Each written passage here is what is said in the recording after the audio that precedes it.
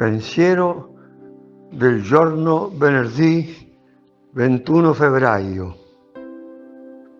Ravvivare l'amore. L'amore per tutti è estremamente fecondo. Molti sperimentano che basterebbe vivere questo aspetto della carità, cioè del vero amore, l'amore di Dio, per scatenare una rivoluzione a partire dal proprio quartiere. La rivoluzione cristiana, quella che i primi cristiani provocarono nel mondo di allora.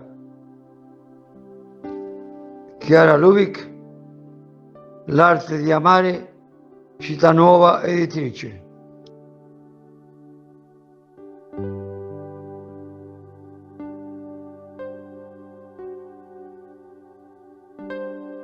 Parola di vita, febbraio 2025.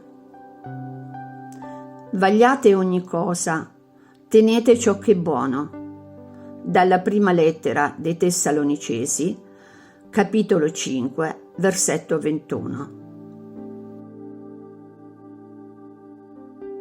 El pensamiento del día es un material de difusión que realizamos personas de buena voluntad que contribuimos con nuestro servicio a lograrlo. No realizamos ninguna interpretación personal a los escritos de Chiara Lubich, solo lo difundimos lo más fiel posible.